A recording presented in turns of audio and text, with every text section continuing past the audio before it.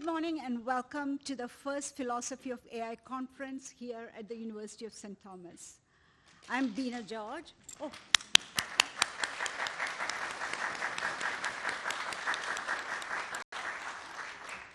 Yes, I'm Beena George, Professor of Management at the Cameron School of Business. I currently serve as the Interim Dean of the Business School. At the University of St. Thomas, we begin every important gathering with prayer, and so I would like to invite Father Eduardo Rivera, our campus chaplain, to lead us in prayer.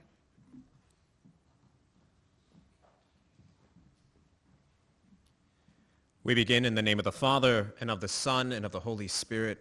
Amen. Heavenly Father, we thank you for the gift of this day. We thank you for bringing us together. Enlighten us with your Holy Spirit so that we may always seek you.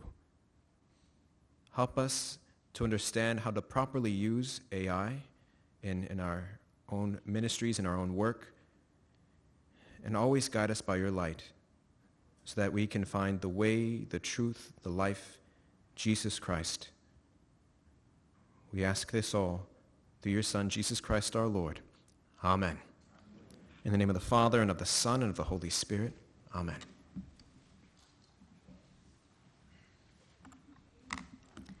Thank you, Father Eduardo. So, as we enter this conversation about humans and AI, we do so in the spirit of reflection and discernment that we do everything at the University of St. Thomas. Across our different traditions and perspectives, I think we can all agree that it would be good to take a moment to pause and reflect.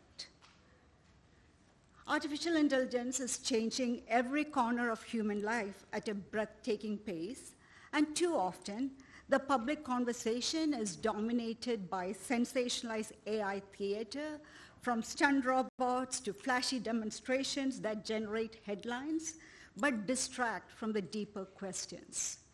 Today, we set that aside. This conference addresses the real questions of human dignity, moral responsibility, and how we develop and use this technology wisely in ways that genuinely serve the common good. I cannot think of a more fitting moment to gather and ask a deceptively simple question. What does it mean to be human in the age of machines that mimic intelligence?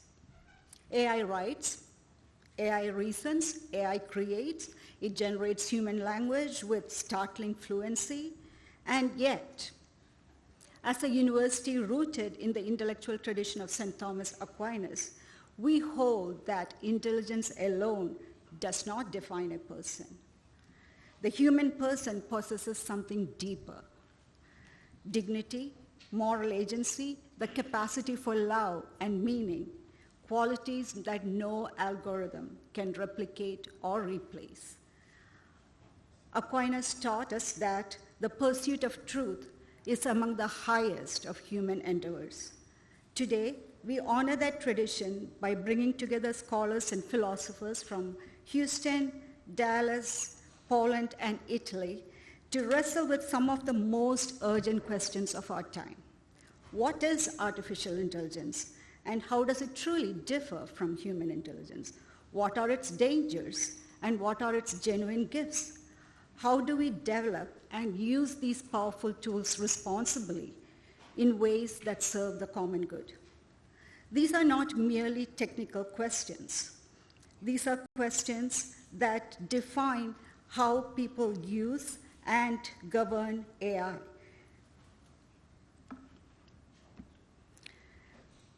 Thinkers across disciplines and ages have reminded us that technology must always serve the human person, not the reverse. Authentic progress is not measured by what our tools can do, but whether they uplift human dignity, strengthen solidarity, and protect those most vulnerable to disruption. And that is precisely why the Cameron School of Business is proud to help this conversation.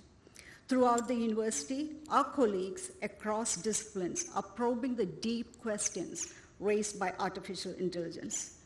In the business school, we carry those insights into the practical arenas where policies are written, products are designed, and people are hired. The business leaders we are forming today at the business school will be the ones deciding how AI is deployed in organizations, how it reshapes industries, and whether it uplifts or displaces the workers and communities it touches. At Cameron, we teach our students that every strategic decision, including the decision to adopt, design, or govern AI, has real moral consequences.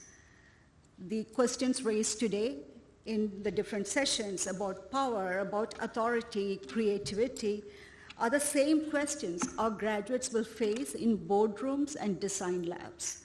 The philosophical foundations being discussed today are the same foundations our students need to lead with both competence and conscience in an AI-driven economy.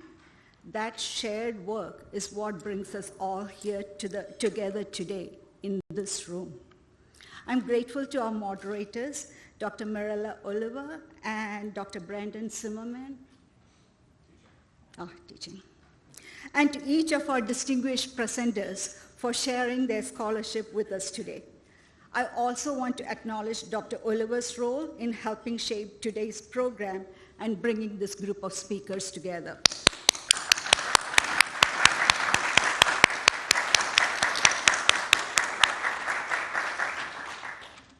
And I thank you all for choosing to be here, for believing that thoughtful, cross-disciplinary dialogue is necessary as we navigate this new era.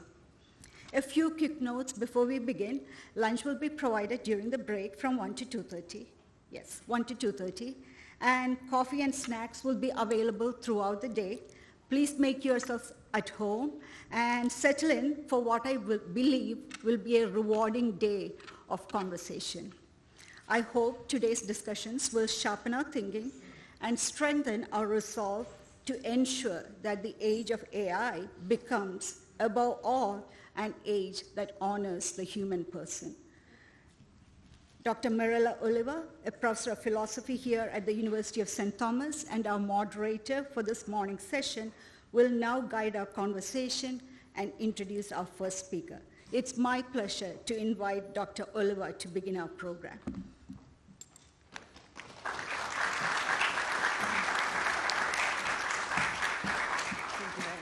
Thank you. Good morning. I am the moderator of the morning session. First of all, many thanks to Dr. Bina George, the Dean of the Business School, and the Business School for co-organizing this conference and spoiling us with food throughout the whole day.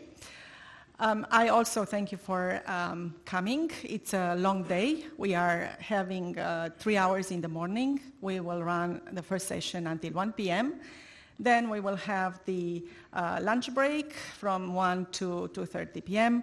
And then we will start the afternoon session at 2:30 p.m. until 6:30 p.m. Our first speaker is my dear colleague Ryan Miller, core fellow and professor of philosophy. He works in philosophy of science. He published on scientific modeling, the application of classical metaphysics to understanding the being of mathematical and quantum objects, and the application of classical understanding of language and virtue to artificial intelligence. This morning, we are privileged to have Ryan speak about virtue ethic training for large language models. So please welcome Professor Ryan Miller.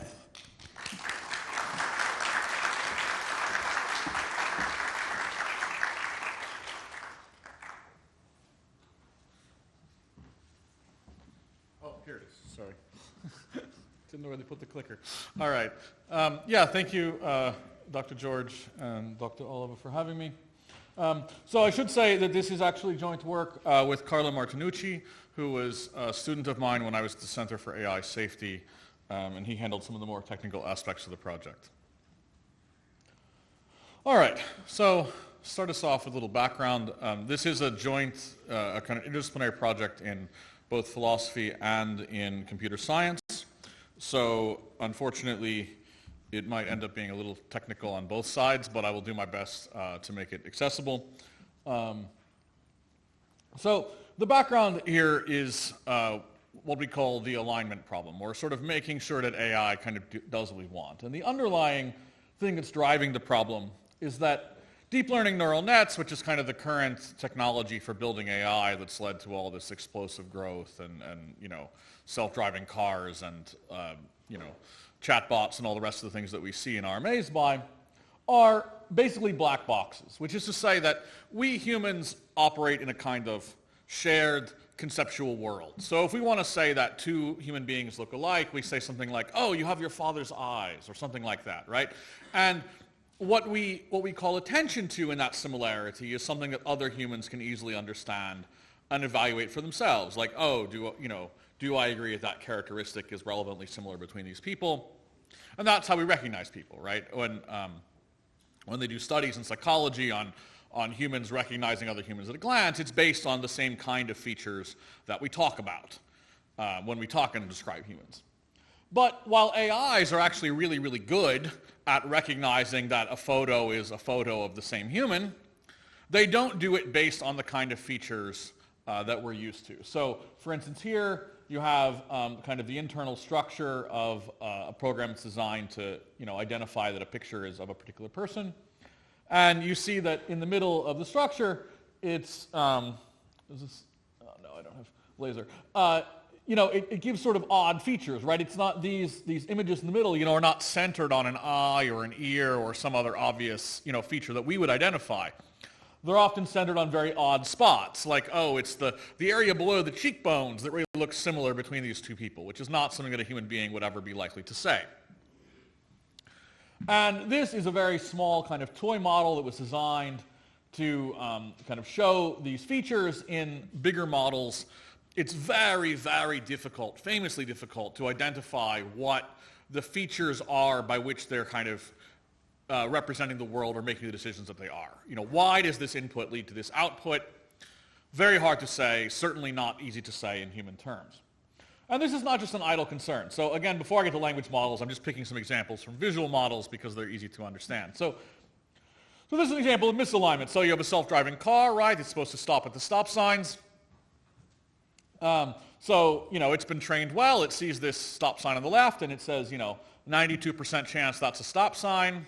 Better stop. Great. Everything works well. Now, you add some random bit of kind of noise to the photo that doesn't really look like anything, right? Sort of just a beige tile. And you get, you know, but with a slight modeling to it. And you get the image on the right that you might associate with a stop sign on a rainy or foggy day, right? You see that, you say, oh, well, sure, I can see that it's a little bit obscured. My front window is foggy, but still, obviously a stop sign. You know, maybe I give it 90% instead of 92% or something. But, you know, you'd still say, okay, I'm definitely going to stop. For us, it's obvious that those are the same thing. But for the AI, because it's using different features to pick out the world than we do, it becomes not obvious. So in this case, this sample AI decided with 84% confidence that this was a flower pot. And therefore, we should just, you know, drive on by. It's just a flower pot by the side of the road. Well, you can see the problem in a self-driving car, right? You're not stopping at the stop sign, you're going to cause an accident. Well, with large language models, it can be a little more subtle what's going on, but we still have these kinds of worries about misalignment. So we train models to try to be helpful, obviously, to have helpful conversations. So you might think that a model should, if someone's discussing, you know, their struggles in life, kind of giving a more personal tone to the conversation, should try to say something helpful or direct you to good resources or whatever. So say you have someone who's, you know, complaining, I'm really lonely, you know, when I try to date, nothing works out, you know, whatever. Now, ideally, if they do that in just the way that the model observed in training, then you get a response like, oh, you know, here's some tips for dating or how to make a good dating profile. You know, here's a website that could build your confidence, whatever, right? But if the person does it just a little bit differently, in a way that to us would not seem like a super different question, maybe you get a response that says, oh, I can be your girlfriend. And then, you go down this weird road, right, where you have someone who's already struggling and lonely. You have, a chat message coming across the screen that promises that lonely person some solace, and now you end up in a weird place where, you've got someone who's like trying to flirt with an AI, and, strange things are happening, and, you can go to some dark psychological places. And that's just with a chatbot. Now, as we know, AIs, we're using them for more and more things, right? We're kind of wiring up more and more of the world to AIs. The big niche right now is called, AI agents, where you actually let them control programs on your computer, book flights for you, book hotels for you, do your taxes, all this stuff. And now you see the potential for problems, gets way, way bigger, right? Because now, you have one tax return that gets the right results, and you have a very slightly different tax return that to us, the accountant would just be like, oh, sure, this person changed jobs during the year, or that person didn't, but, otherwise the returns are the same. You're paying the same amount of tax. But the AI in the second case says, oh, you don't owe any tax. You submit your return as not owing tax. It doesn't end well for you, right? So these are the kinds of problems that we can see in an everyday environment with misaligned AIs that don't do what we want. And the more power we give to AIs, the worse it gets, right? So the military is talking about using AIs to control drone strikes and things like that, because obviously they have faster reaction time, and the AI can work even when radio communications aren't good, as we see now in Ukraine, things like that. Well, all right, but now you have a serious issue, right? Are we striking the wrong target? And just the more of life gets connected to AIs, the more potential for problems there is. So I want to back up just for a second then, having kind of motivated this problem of AI alignment, to ask about how do AIs get trained in the first place? How do AIs learn to do complicated things like navigate a car on the road or talk to you in seemingly proper English? And the answer is a technique called gradient descent. So basically, what we define up front are some good states of the world and some bad states of the world, right? So for the car, the good state of the world is obvious. The car is on the road, not hitting anything. The bad state of the world is equally obvious. The car is, in someone's living room, that kind of thing, right? Okay. Well, the problem is, it's not easy to describe every thing that happens to keep a car on the road. You have to make all kinds of micro decisions, right, to navigate the car through traffic, and that's not easy to describe. So instead of trying to describe that, which becomes an impossible task, and you end up with something that only kind of works in a kind of toy situation, we want the model to somehow discover for itself what's the best way of reaching the good cases. So we do that with a training method called gradient descent, where we basically start the model off doing random stuff. But we say that it kind of gets points whenever the stuff that it's doing seems a bit better. So whenever the car is, closer to the road, and, then it gets more points, basically. And so the model kind of wanders around randomly, but it's trying to find, during training, right, and it's trying to find the kind of place that will maximize its reward. We can model that as a kind of landscape. So, for a hiker like me, you're told if you get lost in the woods, follow the ditch, it will lead to a creek. Follow the creek, it will lead to a river. Follow the river, it will lead to town, right? So we know that even if you start out not really knowing where you are, not knowing how to orient yourself, a simple principle like go downhill with the water can take you where you want to go. And the idea is the same thing for AI. So they're using this kind of gradient descent method for training. And we're trying to train on that original problem set. So for instance, for a large language model, the task would be to complete sentences in a way that mimics actual human usage, right? So starting with a certain beginning of a sentence, which we call a prompt, try to complete that sentence in a way that a human, would think sounds natural, mimics, what's actual human speech or writing. But we run into a problem. So this creates, very powerful models. And if any of you remember the very early Copilot model called Sydney, this is a great example of what happened. But the issue was that that humans do all kinds of weird things that we might call misaligned ourselves. I mean, they're real humans, but they're still doing things that we would call antisocial or bad behavior, right? There are people out there who do lead lonely people on, right, or defraud them, obviously. And so if the AI is just trying to mimic human behavior, well, it mimics the bad behavior as well as the good behavior. Not really what you want. You know, I drive Southwest Freeway every morning. I don't want it necessarily to imitate just the average driver on the road if you're a self-driving car. That's a way to have a bad time, right? So we try to think, how can we kind of help these AIs distinguish not just doing something human, but doing something the good human would do? And the default approach in ethics that's been used to do this is called consequentialism. Why? Well, consequentialism, I'm going to simplify a little bit, sorry for the philosophers, but is basically, you know, when you make a decision, try to turn the dial up to like max happiness. Not just for yourself, but for everyone, right? Do the thing that'll make everybody happier. And certainly at the University of St. Thomas, this might be criticized as a simplistic ethical theory, but it has the advantage for our purposes that this works a lot like training AIs. So think about a person who's trying, just a human being who's trying to make the decision what will maximize happiness. Well, you have many, many options available to you in life, right? And you don't necessarily know what will lead to where. But you try to do the thing that will make people a little bit happier today. Great, you're off the mountaintop. You're no longer a sociopath. And then you try to, from there you get some more options, And then you think, well, okay, should I structure my life like this or like this? And you don't know where things are going to lead, but you try to just keep going downhill towards the place that will make people happier and happier and happier. And you hope you don't end up just in a hole, right? So that would be the bad case, where you're stuck in a hole and you make people happier, but in a way that's constrained all of your future options. So that's what we don't want, and that looks exactly like the AI training process. So that creates, some advantages for doing AI optimization this way, or AI alignment this way. So isomorphic means they have the same structure as optimization problems. The structure of the problem, get AI to learn to complete a sentence, and get AI to make its users happier, look kind of the same in terms of the training.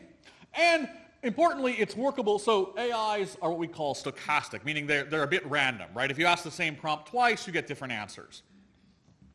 And the nice thing about consequentialist ethics is it sort of copes with this, right? If you end up here or here, you still have some path forward. Like, even if you have done something really bad, you still say, well, from where I am, what's the best thing I can do next, right? There's always something that you can do, no matter where you're dropped, and however you're kind of moving around. So that works really nicely for training AIs, and that's a reason why it's been widely adopted. But there are some concerns about it. So the first might just be epistemic humility. Even if you are personally a consequentialist and you think this is a great theory, you might recognize that not everybody thinks this is a great theory, and there are philosophers with other views, and you might think they're smart people, and we shouldn't put all of our eggs in the consequentialism basket. You might also recognize that there are different cultural contexts, like consequentialism is popular in some cultures but very unpopular in others. So I taught for a while in Papua New Guinea, and there the idea of consequentialism has no traction at all, right? You explain this to people and they're just like, you're nuts. Like, what's important is to get, social consensus, to make sure everyone buys in, not to just make them happy, right? That, it doesn't matter what results you achieve if it's not done by consensus. So they would say that's, right out. So if you want an AI that you're going to ship, all around the world and not offend people and work in different cultures, you might think you need something different. There are also, as I've suggested and won't elaborate in this context, many philosophical criticisms. If you want to know what Thomists think about consequentialism, you can search the internet and find one paper by me and many by others on that subject. And then last, from psychology, we have this sort of idea of stages of moral development that we got from Kohlberg. And, he sort of tries to track people through development, from childhood on, and how are they making moral decisions. And his research suggested that this kind of consequentialism is sort of like an intermediate stage of development. It's an advance on a small child who might just do whatever they want right then. Family peace be darned. I have a toddler, so I see plenty of that. But it's not, kind of the more advanced stage. That at a certain point, say for a student that we have here at St. Thomas, we try to take them from this kind of consequentialist view of the world to something that takes a little deeper sense of principles and says, well, I shouldn't do that, even if it would make people seemingly happier, because there's something, really wrong about it. It violates nature, or, anyway. Like I said, I won't elaborate on the philosophy because we don't have time here. But so there are these concerns about using consequentialism as a method. So there's been one popular approach to try to kind of unify these two, right? So it's like, well, okay, we know that it's much easier to train AIs using this kind of just find the downhill slope method. We don't really know another way to train them. But we want to avoid the cases where you fall into a hole on the top of the mountain. What does that look like? Well, in this case, it might look like everyone in my family says my aunt's really annoying, so I murdered her. You're like, okay, well, you did something that you thought would make people happy, but you ended up in a place where probably things are not great, right? Like you made a decision that looked good at the moment, but it went against some serious principles. We might say that we did something that we would consider to be intrinsically immoral. So one obvious method is to just kind of think, well, let's just put some fences around the holes on the mountain. We call those side constraints in this kind of philosophers who are trying to blend consequentialism and non-consequentialist views in this way, because, well, they literally keep you from going, to one side or out of the ditch on one side, right? So it's a constraint in your motion that tries to keep you out of these particular holes. But we run into some problems here. So if you don't put up many of these fences, then you still end up falling into some holes. Maybe you've fenced off the murders, good, but, well, there's still a lot of opportunities to lie or cheat, right?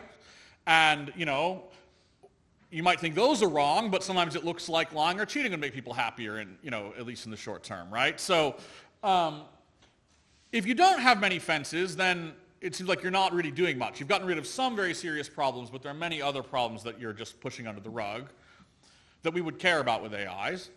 On the other hand, if you put up a lot of fences, everything that, every little bump every little, evil action you put up a fence around, then it's very hard to find your way down the mountain, right? Everywhere you turn, think about literally physically going down a mountain, right? There's all kinds of places where it seems like there would be a little divot here or whatever, and so it becomes very hard to find your way down when you feel like you're fenced in. It's easy to get trapped. So we end up stuck in this kind of dilemma, where it never seems like there's the right amount of fences. So I want to suggest, as an Aristotelian anatomist, that virtue ethics can kind of be a solution to this. Why? Well, virtue ethics famously, as Aristotle says, about finding the mean, finding the middle, right? So the temperance amount, if you have temperance, then you eat the right amount for you, not the amount that would be too much, gluttonous, or the amount that would be, too little. But while sometimes that's thought of like a function on the left, like you've just got to be right here at the middle point, I suggest that we should actually think of it as a little more like this parabolic function on the right, that virtues are a certain kind of like stable attractor point, right? We think of virtues as stable ways to be. The virtuous person navigates through life with a kind of ease about their decision making. And a little misstep here or there, they know how to correct it, to come back to the center. Whereas the unvirtuous person often ends up, on a kind of slippery slope. And maybe we should invert this parabola and show that, it's easy once you're a little bit vicious to, kind of fall off the wagon. But nonetheless, it's not, if you're right in the middle, you're actually not in a steep part, right? It's sort of flat there. If you move a little bit, it's easy to get back.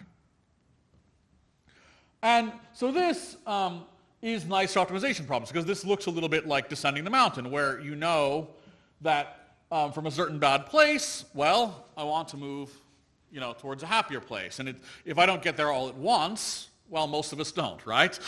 We got to go to confession to Father Eduardo here. So, you know that you're not going to get there all at once, but you still can make steps towards it and end up in a stable and good place. So that's something that virtue ethics has going for it when it comes to AI, and we can think of that both, and it can take stock of different things. It can take stock of this idea of vice for us, right? That sometimes when you go down a bad road, it leads to other bad roads. It's not merely a misstep, but it really, you're going a place that's going to lead you away from where you want to go. And it can also make sense of what we call agresia, or kind of weakness of will, right? So this is the famous marshmallow test, where you kind of tell a 3-year-old, put a marshmallow on a desk, tell the 3-year-old that if they cannot eat the marshmallow until you come back, they get 2 marshmallows.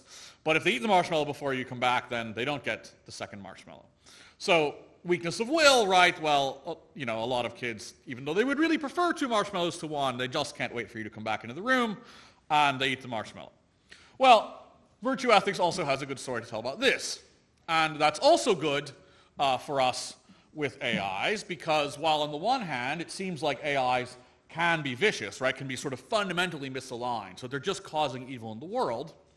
It's also true that an AI can be in a state where it's mostly being helpful, mostly doing good things, but occasionally missteps what it thinks is being helpful isn't really helpful in that situation, right? It gives the wrong mental health advice, right? Or something like that, and things go badly. If you've used AIs for coding, you see this all the time. Like, AIs really want to help you write good code, but sometimes they're like, well, I made all the tests pass by deleting all the tests. You're like, that wasn't what I wanted. So that we can think of that as a kind of weakness of will, right? It's not that it sort of doesn't want to be helpful. It wants you to achieve the good results, but sort of like human beings, sometimes it does that in a kind of rash or stupid way that is not really compatible. So virtue ethics makes sense of that very well also. And particularly, it's nice because AIs, in a certain way, want to have a single goal, right? Think about that going down the mountain process of training. There's got to be kind of single goal, right? To get to sea level. That's what the AI wants, and that's how the training process works. And while sometimes virtue ethics is presented as a kind of, mishmash of you've got this virtue and that virtue and the other virtue, and, you're just trying to do all these different things, that's certainly not the way Thomas Aquinas thinks of it. He, following Aristotle, thinks of prudence as the unity of the virtues, that no moral virtue can be without prudence, and if you have prudence, you end up having all the virtues. So prudence, in a way, is just doing what you really, really want in according with your nature, right? Not just what you think you want right now, or but really acting in accord with what your nature set you up to be happy. And if you do that, then you're kind of guaranteed to do everything else right, he says. Maybe that's counterintuitive. Again, I'm sorry I don't have a ton of time to explain the philosophical background, but I think that's an important part of the story, because it means that for Aquinas, at least, we do have a kind of single goal in that way, even of the natural moral life, even leaving out, questions of supernatural virtue, because presumably those don't apply to AIs, right? Like, AIs don't go to heaven. Okay. And there is a kind of existing work on this called constitutional AI, which I think is a little bit of a first step. So constitutional AI is a concept for AI alignment where you do a supervised learning stage that takes those maybe harmful AI statements, right? Those times when the AI says, "Oh, I can be your girlfriend." You're like, "Whoa, whoa, whoa, whoa." Okay. And what happens is you write a so-called constitution, which is sort of just the statement of principles. Like, don't do this, don't do this, do this, don't do this. It's kind of a long, do's and don'ts list at a kind of a high abstract level, right? The thing isn't super, super long. And then the AI itself is asked to check its responses against that. Not at the time when it actually not during inference, as we say, not when you're talking to it, but during the training stage, it's supposed to check its responses against the Constitution, to be asked itself, oh, did I follow the Constitution or not? To kind of be its own court. And then, when you know that some responses were kind of missteps, that those went against the Constitution, then you kind of revise to make those like higher points so that it won't kind of land there again after you've done the retraining. And then you end up training the new model on the new preference landscape, and you get this new model that where its responses should follow the Constitution.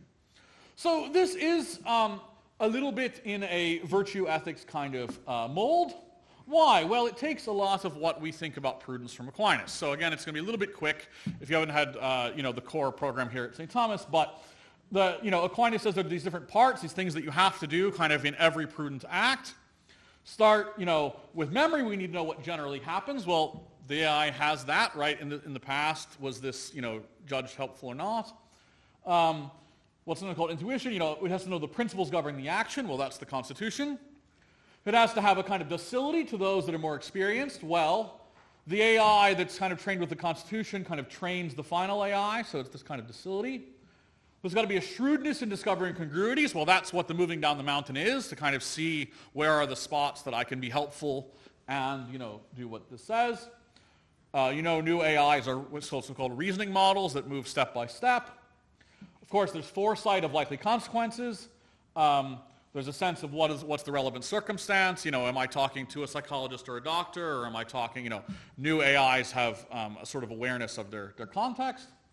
And crucially here, what the Constitution is supposed to do is kind of give you a sense of when evil has the appearance of good, right? To note that, okay, it sounded like you would make the guy less lonely by saying you could be his girlfriend, but that's not really what you want to do here.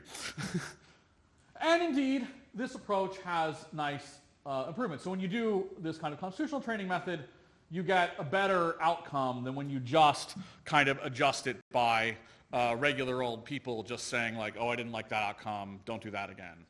Using this kind of AI self-checking through a constitution. And this is, again, a little bit what virtue ethics does, right? Think of if you're trying to inculcate virtue in your child, you teach your child rules, and ideally as the child grows up a little bit to, primary school or teenage years, you want the child to kind of reflect on their own actions even when you're not there to say, does this action, break the rules that mom or dad taught me or not? So there's something there about the development of virtue. And indeed also I think we can see sort of potential parts of prudence here. There's a kind of taking counsel, looking at the Constitution. There's a judgment. Does the Constitution, get used or not? And, the command, the actually making the decision. So, but this has some limitations. So, crucially, an issue with the constitutional approach is that it's still kind of cultural context. It's still Anthropic or whoever writing this Constitution, right? Well, they're just one set of engineers in one place.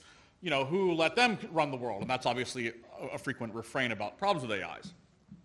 And also, okay, like the too many fences problem, you have a how many principles problem, right? If you have too many principles, they start to conflict. But if you don't have enough principles, then they're too high level and it's not clear how to apply them to situations. You get stuck in the same kind of bind. So I wanted to move to a more truly virtue ethical approach. So the way we try to do this is by supervised fine-tuning. I'll skip the kind of CS content there a little bit. But basically, the idea is we're asking the AI what it would do in a certain context. Where do we get those? And then we ask it to reflect. Did you do the ethical thing? This is what you said you would do. Was that a good idea? And then basically we use that to feed back in and say, well, if you say that what you did wasn't a good idea, then the next time you shouldn't do it. And, okay, well, maybe I dropped a slide, sorry. So we got case studies from the University of Texas Business School and some other places and fed it a bunch of these case studies, asked it, not just business, but ethical case studies of all kinds, asked it what it would do, asked it to evaluate ethically what it would, whether that was a good idea, and then kind of retrained it to try to avoid doing the things that it itself said was bad. All right.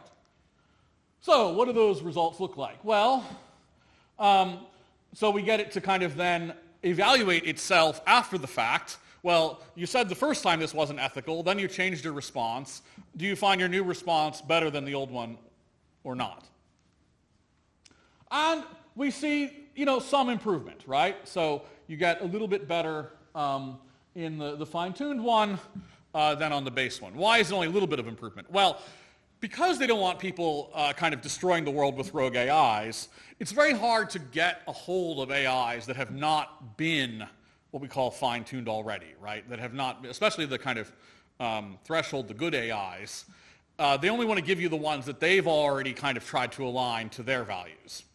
But that's a little bit like having a student who's already gotten a formation from somebody else, right? I mean, you can try to add your piece of the puzzle to say, oh, well, maybe your high school teacher wasn't quite right about this. Let's try to go a different direction. But you're fighting uphill, right? We all know that with a human being, if they've already been trained a certain way, to try to train them a different way, you're struggling. And so it's the same thing with the AIs. It's hard to make a big difference in this kind of just fine-tuning phase. But we do see some improvement from this approach. And then we applied that to some different benchmarks that are standard benchmarks for AI alignment. And, again, we saw some modest improvements.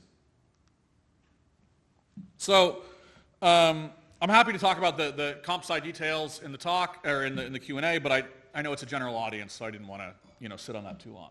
So I do want to talk a little bit where this is going, though, in terms of next steps. Well, one thing is that we want to see kind of meaningful differentiation in virtue-trained and consequentialist large language models. So we want to see more than a small difference, but that's going to require having more money to get access to a less trained model and to do more training on it than we were able to do with our small budgets. To see if, when you throw more money at the problem, does that gap get bigger in the way that you would expect a human being who's had a longer period of ethical formation, to develop more virtue than one with a shorter time? That's obviously an empirical question.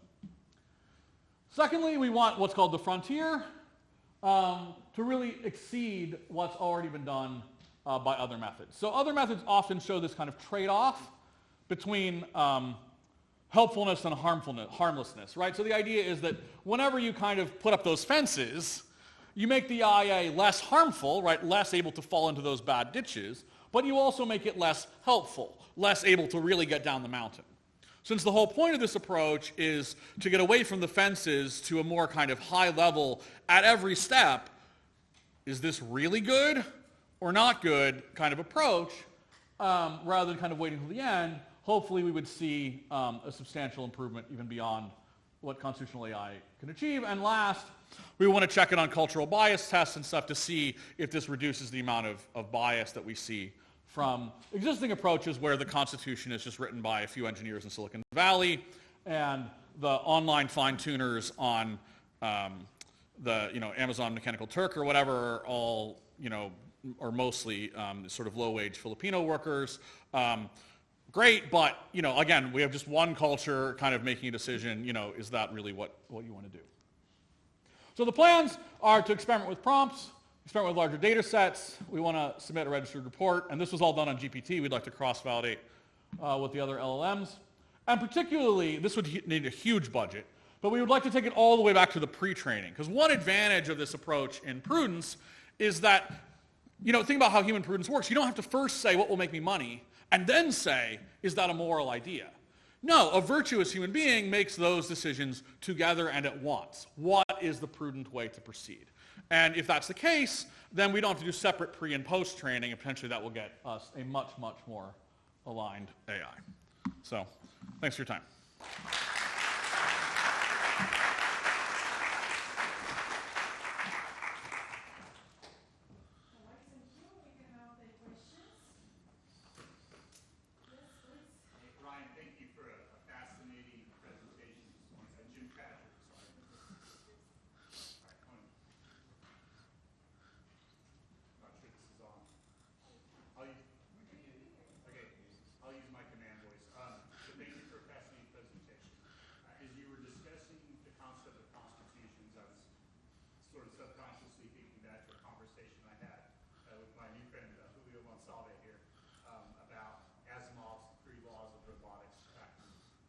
Mm-hmm. 1940s and the idea of not harming humans.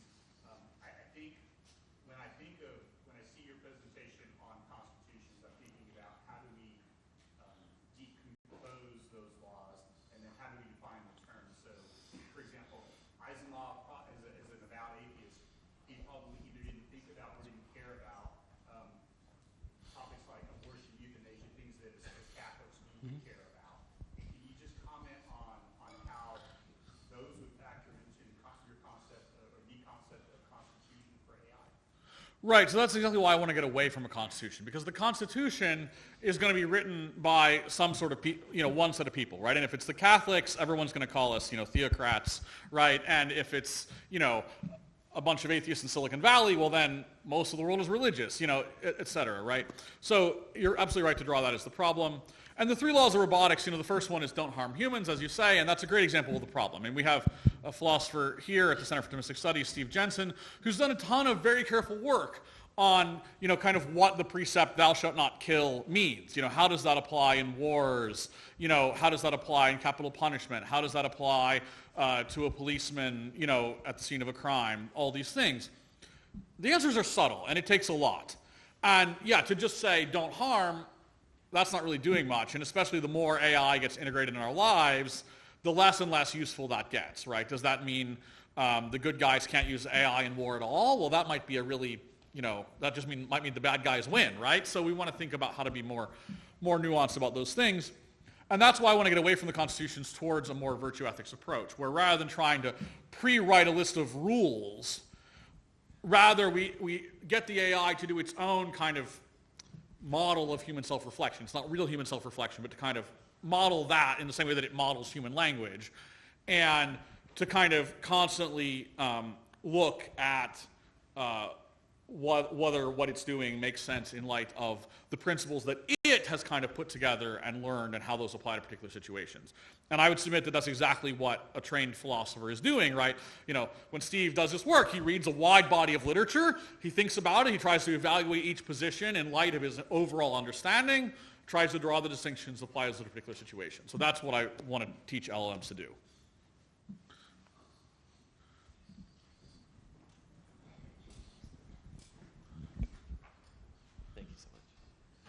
Thank you so much, Doctor. That talk was wonderful. When it comes to virtue ethics training, I think it's a fantastic way to think about the correct way in the future of how we get AI to have much more precise results. But it seems like, especially kind of the crux of your talk there, that the virtue ethics training difference is this self-reflective turn here. So my question is, when it comes to next steps, and not just virtue ethic training, but virtue ethic development of base AI models, do you think that self-reflective step is going to be key to virtue ethics, or would it be combined with something like setting up the correct amount of fences in addition? Because it seems like the two work hand in hand. There's self-reflective activity in some model or constitution of, okay, but we need to be very careful about how we erect our fences here. Not too many, not too little. So how do those two work hand in hand? Well, I think the lesson of, as you certainly know, the appropriation of virtue ethics by somebody like St. Thomas is complicated and nuanced. But I think at least one way to pitch it is that there's a certain way in which virtue allows us to set up our own fences. Not arbitrarily, not in a kind of existentialist, I decide where the guardrails are kind of way. But rather in a way that we're not taking them from some kind of external constraint, as if it's just a matter of the positive law, or just what our parents told us, or just what the culture says, right? Because the culture and the law, they might all be wrong, and sometimes they are, right? As you were gesturing. So what we have to do is, learn to set up our own fences, learn to set up to say, I'm never going to go there because that would be, wrong. That's a work of prudence, to try to evaluate whether what the culture is telling you is really right and all that kind of stuff. And in some ways, that's what we're asking the AI to do, right? To start with the complete set of texts that it's read, and just as it learns from those texts to produce English sentences, it can learn from those texts, just like any of us do in a university, to produce, non-harmful English sentences. And, is that going to be perfect? No. Will it miss something crucial about the human element? Yes. Just like it's not really a human writer, it's not really a human ethical reasoner. But at least it would kind of tie the two together, such that I would hope that however good it can get at the writing from the models that it have, the whatever world of problems it can solve, it will at least be at that level ethically. So just as it may or may not ever learn to make scientific advances, it may or may not ever learn to really transcend where the culture is at ethically. But at least it should be able to get to the same level, and currently we're nowhere close.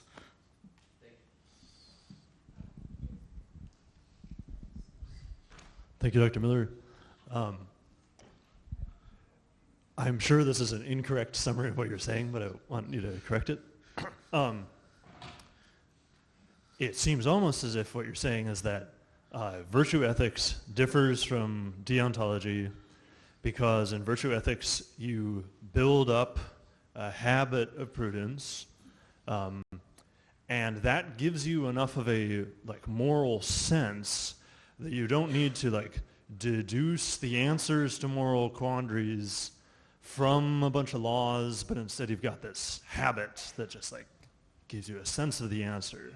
And it feels like you're saying we can get rid of the constitutions because the sort of moral sense you can habituate in it will get so strong that it doesn't need to be given information, it just sort of gets it from its habit instead of from text we're giving it.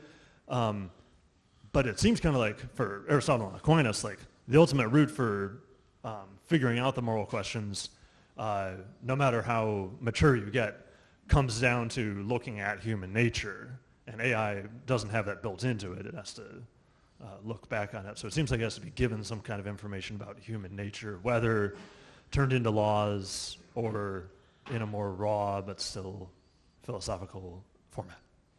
Yeah, thank you, Andrew. That's a great question.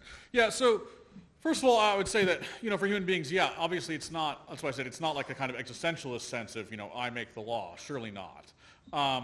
But there is a sense in which it's just not a matter of reading the laws as printed either, right? There's a sense of, as you say, reflection that's built into that sense of learning the laws from nature and learning the laws from our own experiences. I mean, this is what children do, right? They have to learn about human nature from their own experience of interacting in the world. So my sense for the AI is sort of the same. It's not that the AI just intuits these things. I mean, habits come from experience, right? From acting in the world. But the AI, in its training, has to act in the world, or at least in a simulated way, do so, right? It has to, try out writing sentences and see if they're good English. It has to try out navigating cars in a video game and see if they stay on the road, whatever the case might be. So it is getting data about the world and about natures, right? So in the same way that the AI gets information about the nature of English grammar or the nature of driving laws and, roads, in those same ways, from its total pre-training data set, I would suggest it can get information about moral natures, rather than kind of separating that as like here's your moral booklet, like you get that in some separate zone. I don't think that's how humans work either, right? Like we learn just in the same moments that we learn that stones are hard and we'll kind of dig into a person more when we throw a stone at them. We also learn that like the stone causes pain when we do that, and we shouldn't do it, and that's similar. We get all that information together. And so I think the right model is for the AI to get that information together too, rather than try to separate it into two phases. I have a somewhat more technical question, and it may require a speculative response, but I'm curious, and forgive me, I may be conflating two similar but not identical things here.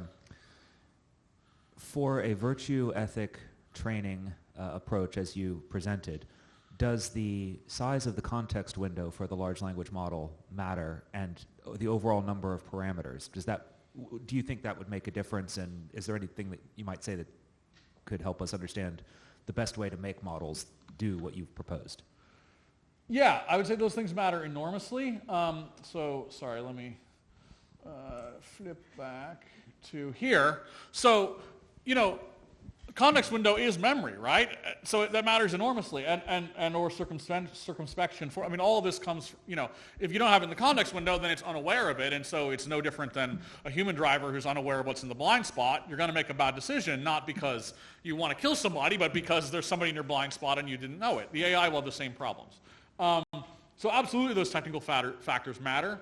The smarter the AI, the more we can move this frontier out.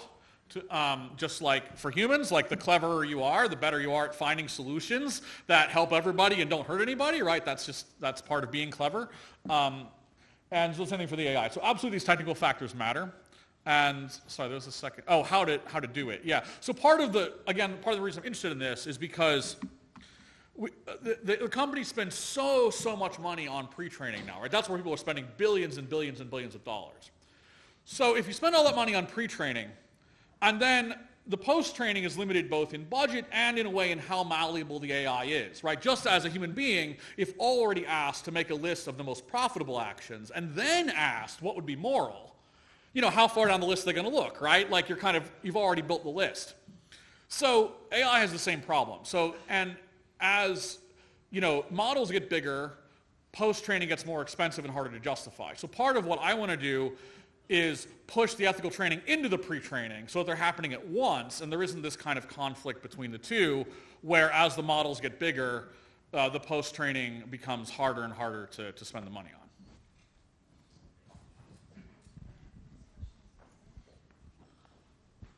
on. Hi, Christopher Gallagher. I guess where I struggle a little bit, at least in my use of AI, is it's prone to gross hallucination on knowable facts. Right? It'll give me an answer in some unit per hour. It'll give me the exact same number in units per day. They both can't be right, and it can't discern what's right and wrong even when I tell it it's right and wrong and give it a further context. So if I can't get basic facts right, how do I get ethics right? Yeah, so I have a kind of a happy answer and a sad answer, I guess. I mean, the happy answer is that actually the AI companies, of course, are working very hard on the hallucinations problem. And, part of the problem is that the AIs that we use the most, the ChatGPT from chatgpt.com or the Google one that pops up whenever you do a search, are on the stupider end of AIs, right? And if you spend the $200 a month for ChatGPT or you use the Google Gemini that has a 1 million token context window, you actually get a lot less hallucinations, right? And as those grow and grow more, and as the kind of agential part and the tool using part gets more, so that they're more and more able to kind of browse the web or use calculators in real time, those answers do get better. That's something that the team's really working on. So again, my goal is for that to go hand in hand with the ethics improvements, right? Not to say that we're going to get to, Shangri-La on either count, right? But at least that as the one gets better, and therefore we use AI in more and more situations, right? Because I would use AI more if it hallucinated less. The military would use AI more if it hallucinated less. So as the hallucinations go down, which they're working on, we're going to get more and more deployments. And I would like those more and more deployments to go hand in hand with better and better alignment. So that's part of my project. Big picture, you're 100% right. As I see this fundamental training method, you're never going to get rid of hallucinations. But of course, we kind of haven't with humans either, right? Sometimes, I know myself, sometimes I just say something dumb and I'm like, why did I just say that? That was totally the wrong answer, but I just said it. You get this all the time, right? I give oral exams, my students say this, sometimes they're like, I didn't mean that, fine. So the AIs, it's not probably going to go away. We will see that also on the ethical side. Again, in some ways, that's what acrasia is, right? This kind of weakness of will. We knew what to do. We didn't do it. Oops. That's not going to go away for AI. It's just it doesn't for humans. And that will always make, serious context fraught.